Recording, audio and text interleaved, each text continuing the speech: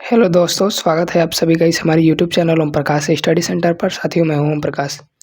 आज की वीडियो में हम लोग बिहार पुलिस और बिहार एसआई के लिए इंपॉर्टेंट क्वेश्चन आंसर देखने वाले हैं। तो चलिए वीडियो को स्टार्ट करते हैं। फर्स्ट क्वेश्चन है साथियों, किस संविधान संशोधन के द्वारा मतदान की आयु 21 वर्ष से घटाकर 18 वर्ष कर दिया गया था? इम्पोर्टेंट है साथियों, सोचिए आप लोग। तो साथियों मैं थोड़ा टाइम दूंगा। तो देखिए साथियों, जो 61वां संविधान संशोधन साथियों इसके द्वारा मतदान की जो आयु है 21 वर्ष से घटाकर 18 वर्ष कर दी गई थी। और ये पूछा जाता है कि 61वां संविधान संशोधन कब हुआ था? तो 1989 में। आप लोग को याद रखना है, ठीक है। आगे बढ़ता हूँ, देखता हूँ आगे। जो 42वां संविधान संशोधन है साथियों, इसमें क्या हुआ था? तो ये हुआ था 1976 में। कब हुआ था? 1976 में। ये आप लोग को याद रखना है। फिर इसमें क्या हुआ था? तो संविधान में समाजवादी, धर्मनिरपेक्ष एवं एकता और अखंडता को जोड़ा गया था। इम्पोर्टेंट है। और देखिए, जो 86वां संविधान संशोधन है साथियों, ये जो है 6 वर्ष से 14 वर्ष के जितने भी बच्चे और बच्चियां हैं उन्हें निःशुल्क अनिवार्य शिक्षा कर दी गई थी साथियों। ये भी इम्पोर्टेंट है। और जो 101वां संविधान संशोधन है साथियों, इसमें जो है ये जीएसटी के संबंधित है, यानी सेवा कर से संबंधित है। और इसमें टैक्स के बारे में बताया गया है, ठीक है। आगे बढ़ता हूँ। सती प्रथा का प्रथम लिखित साक्ष्य किस अभिलेख से मिलता है? सोचिए आप लोग। तो साथियों, जो सती प्रथा का जो है प्रथम लिखित साक्ष्य जो है साथियों, वो मिलता है एरण अभिलेख से। किससे मिलता है? एरण अभिलेख से। साथियों इम्पोर्टेंट है, ये भी कई दफ़ा एग्जाम में पूछा है। तो साथियों, सती प्रथा का जो है प्रथम लिखित साक्ष्य 1510 में। कब? 1510 ईस्वी में। 1510 में जो है भानुगुप्त के एरण अभिलेख से प्राप्त होता है। ये भी आप लोग को याद रखना है। कौन से? तो भानुगुप्त। और साथियों आगे देखता हूँ।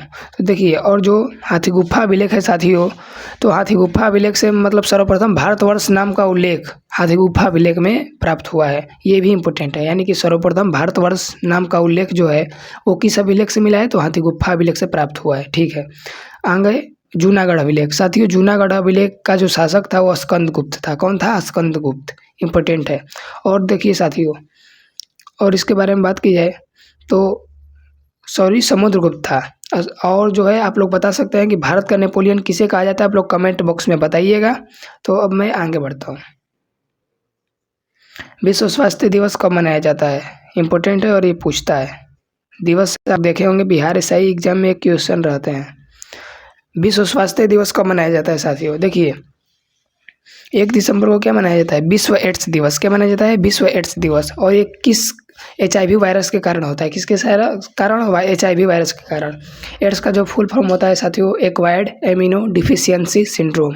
आपसे एक क्वेश्चन पूछ सकता है कि एड्स डी का क्या तात्पर्य है?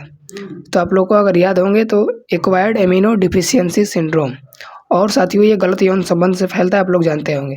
इससे जो संबंधित टेस्ट होता है साथियों, वो एलिसा टेस्ट होता है। ये आप लोग को याद रखना है, ठीक है भाई। अब आगे देखता हूँ। 7 अप्रैल को साथियों विश्व स्वास्थ्य दिवस मनाया जाता है। Option number B. और देखिए, 12 जनवरी को जो है साथियों वो राष्ट्रीय युवा दिवस मनाया जाता है। किसके जन्मदिन पे मनाया जाता है? तो जो है स्वामी विवेकानंद की जयंती पे मनाया जाता है, ठीक है भाई।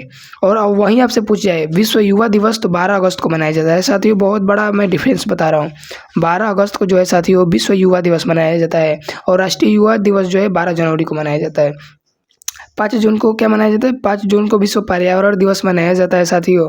और जो पहली बार विश्व पर्यावरण दिवस मनाया गया था वो 1973-74 में मनाया गया था। आप लोग को ये इतनी बात याद रखना है, ठीक है। दूध का रंग सफ़ेद किसके कारण होता है? जो दूध होता है, मिल्क होता है साथियों, उसका जो है रंग सफ़ेद किसके कारण होता है? सोचिए आप लोग। साथियों, दूध से जितने भी क्वेश्चन बन सकते हैं सबको मैं अभी निपटा दे रहा हूँ, सुनिए पहले ध्यान से। देखिए साथियों, दूध का जो सफ़ेद रंग होता है साथियों, वो केसिन के कारण होता है। किसके कारण होता है? केसिन के कारण होता है, यानी ऑप्शन नंबर डी के साथ, केसिन के कारण होता है। फिर आपसे क्वेश्चन पूछेगा, आप लोग को बस मैं इजी क्वेश्चन दूंगा, आप लोग को कमेंट बॉक्स में बताना है कि दूध का पीएच मान कितना होता है, और उसके बाद मैं सब निपटा दूंगा। देखिए, सबसे पहला क्वेश्चन पूछेगा कि दूध से संबंधित क्रांति कौन सी थी? तो साथियों श्वेत क्रांति। और आप लोग मुझे बताइए कि कल का जो वीडियो आप लोग देखे होंगे तो उसमें श्वेत क्रांति के बारे में मैं बताया हूँ कि इसके जनक कौन है। तो आप लोग को कमेंट बॉक्स में बताना है कि इसके जनक कौन है। और मैं यहाँ आई बटन पे इसका लिंक दे दिया हूँ, आप लोग इस पर देख सकते हैं। तो अभी देख लीजिए आप। फिर आपसे क्वेश्चन पूछता है साथियों कि जो है दूध की शुद्धता किससे मापी जाती है, तो लैक्टोमीटर। किससे नापी जाती है, लैक्टोमीटर। ये भी आप लोग को याद रखना है।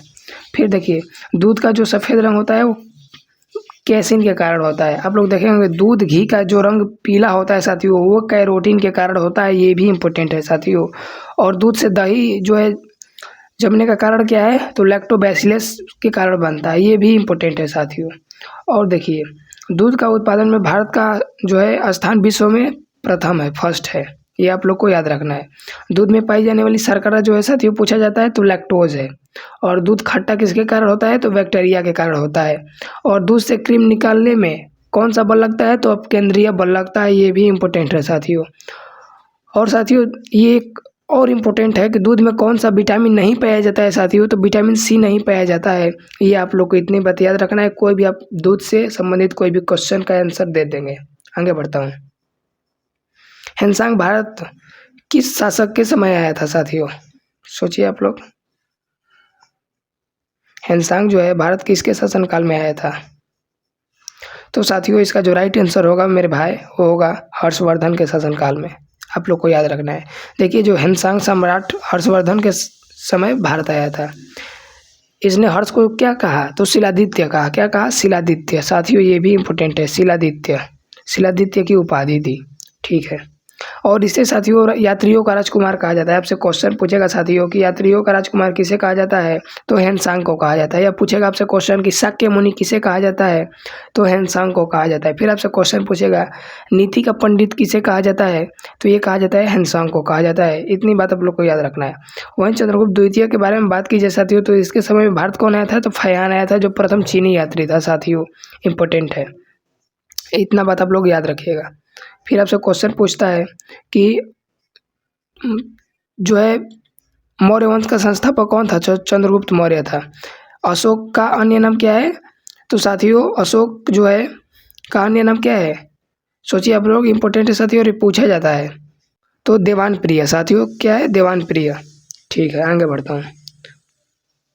बांदीपुर राष्ट्रीय उद्यान किस राज्य में स्थित है, सोचिए आप लोग। बांदीपुर राष्ट्रीय उद्यान किस राज्य में स्थित है साथियों, इम्पोर्टेंट है और पूछा जाता है। तो देखिए इसके बारे में बात की जाए साथियों, तो राष्ट्रीय उद्यान के बारे में बात की जाए साथियों, तो पूछा जाता है कि भारत का प्रथम राष्ट्रीय उद्यान कौन सा था, तो जिम कॉर्बेट राष्ट्रीय उद्यान था, जो कहाँ है, उत्तराखंड में है। और साथियों 1936 में बना भारत का पहला राष्ट्रीय पार्क जो है, इसका पूर्व नाम पूछा जाता है तो हैली नेशनल पार्क था। क्या था, हैली नेशनल पार्क, ये आप लोग को याद रखना है।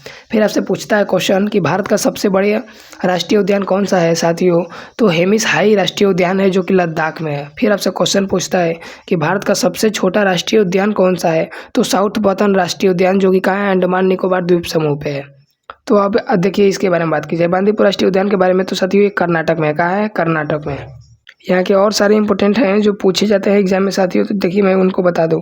फिर आपसे क्वेश्चन पूछता है कि नागरहोल यानी राजीव गांधी राष्ट्रीय उद्यान कहाँ है, तो साथियों ये भी है कर्नाटक में। फिर आपसे पूछता है बनेर घाटला नेशनल पार्क कहाँ है, तो ये भी जो है कर्नाटक में है। मिजोरम के बारे में बात की जाए साथियों, तो मिजोरम में कौन कौन सा है, तो आइए इसके बारे में हम बता देते हैं। तो देखिए माउंटेन जो राष्ट्रीय पार्क है वो कहाँ है, तो मिजोरम में है। फिर आपसे एक और इम्पोर्टेंट है जो बार बार पूछता है कि मुरलेन राष्ट्रीय पार्क कहाँ है, तो मिजोरम में है।